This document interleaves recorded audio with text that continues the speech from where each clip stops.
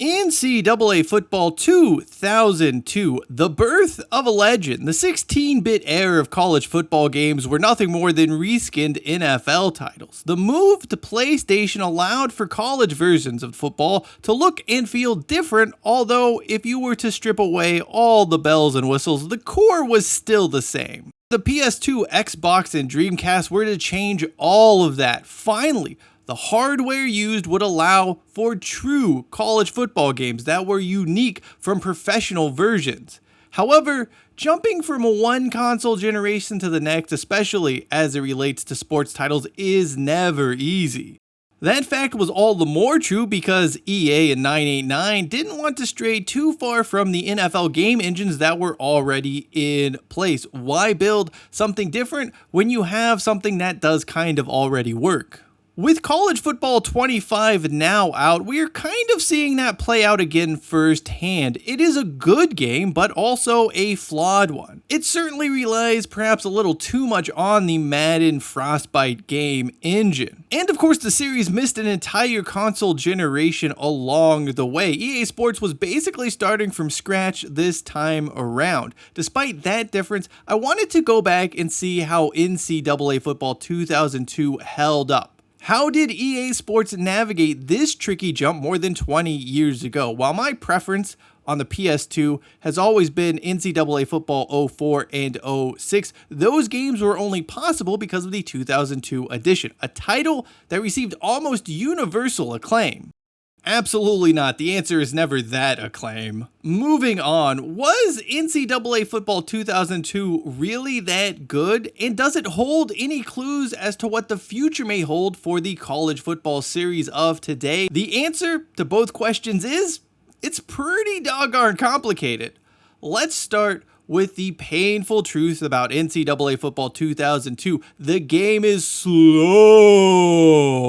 I'm not talking about loading and stuff like that. I mean, you would expect that to be slow due to the technology and hardware used. What I'm referring to is the on-field game itself. It can just feel like a slog. Now, there are certainly positives to the slowness, but there are also a lot of times while you're playing that you find yourself looking away from the screen, just kind of bored, wishing things were moving along a bit faster. It must be noted, EA Sports struggled to find the right pacing for its sports games early on in the PS2 lifecycle. Madden and NCAA Football felt as if they were stuck in quicksand. Meanwhile, FIFA plays like it's a high schooler amped up on Mountain Dew Code Red. It did take EA some time to strike the right balance as far as its gameplay speed was concerned for many of its titles. I mentioned there were positives in the slow gameplay of NCAA Football. For starters, it really gives the running game time to develop, both from an offensive and defensive perspective. You can see holes, you can make choices, the situation unfolds almost organically. There's very much a read and react nature to this. Similarly, quarterback dropbacks and navigating the pocket have a realistic feel to them. You don't need to go back 10, 15 yards to avoid pressure. Although the pocket doesn't always form into a shape you would expect, I do think the pockets here are better than what you would see in Madden during the PS3 era. NCAA Football 2002 does have a pair of problems as it relates to passing. First, it takes far too long for routes to develop. You will know who you want to throw the ball to and where on the field the route should take them, but you're just waiting around for the receiver or tight end or running back to get to that spot. Even something as simple as a slant just takes up far too many seconds to develop. The second issue is that the quarterback button assignment is not intuitive. There is some bad controller mapping, and you don't have any way to customize it. The game gives you 4 configurations to select from, and each one will impact everything else. So even if you like the passing settings on one configuration, you're going to have to deal with it for rushing, defense, etc. Anyway, when it does come to passing, regardless of the config setup you select, you're going to need to press X to bring up passing icons, and then another button if you want to tuck the ball and run. And if you want to bring the passing icons back up after you escape the pocket, you press that button again and not X. X, of course, is the sprint button while rushing, but you can't use that to sprint behind the line of scrimmage because that will be assigned to a receiver. Even if that receiver doesn't go out for a route, it's all very confusing and not user-friendly. To that end, even with the relatively slow gameplay, this is just too many buttons to remember. It doesn't feel natural when you're playing the game. You find yourself doing something you didn't intend to do because being asked far too much.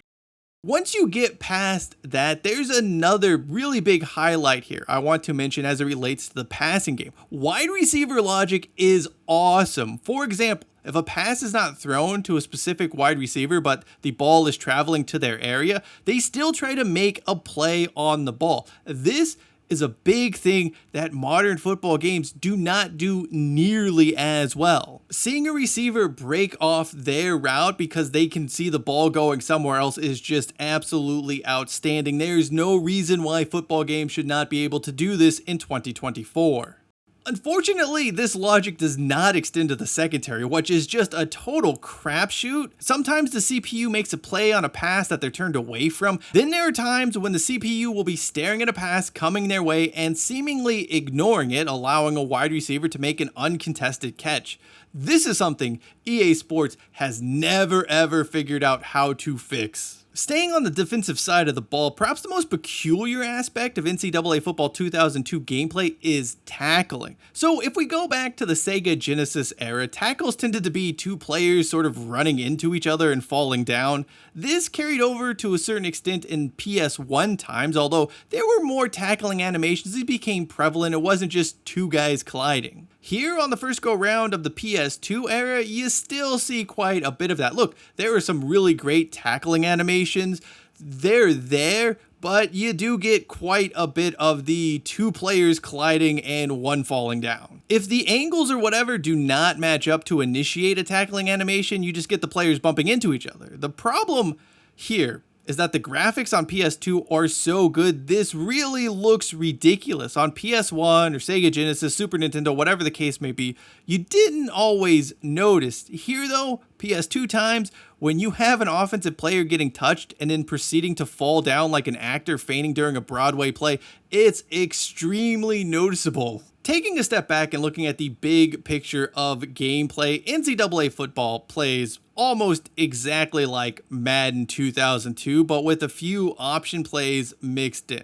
It isn't just using the same game engine, it plays very, very closely to its NFL big brother. Eventually, the two games do become more distinct, but right here, the first attempt, they're really very they're the same game, kind of reskinned. There's a few differences, but blind taste test, you wouldn't know the difference. Maybe you would be more inclined to look past that if NCAA Football 2002 was a deep game, but this is really shallow in terms of game modes. Even Dynasty, which was hailed as this game changer by many of the leading video game magazines at the time, kind of sucks. I mean, look, Dynasty mode in NCAA Football 2002 is playable, it functions okay, but it's so bare bones. No custom schedules. Redshirting is a joke because you only have a 55-man roster size. By the way, getting into compliance of that roster size after recruiting is a total pain because the game doesn't tell you how many players you have on your roster. It'll just alert you that you're over the roster limit, and then you have to keep cutting down until you get to 55. As frustrating as that happens to be, we need to address the biggest disappointment, recruiting in Dynasty. You basically give points to players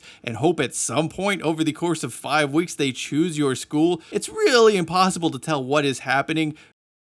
If that wasn't bad enough, the game doesn't actually notify you when a recruit commits to your school. You have to go and scroll down. Everything just is so anticlimactic, and in many ways, it feels a lot like College Football 25 in that EA developers weren't really sure how to build up recruiting, so they just pushed something out.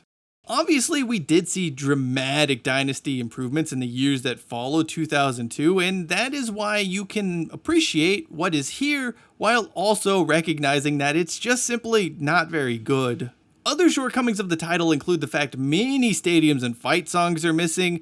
There are Go Team Go chants during games. I actually found them to be very distracting because no fans have ever chanted "Go Team." I understand wanting to create an atmosphere, but there had to have been a better way to do so than adding these generic chants. Ball on their own 43.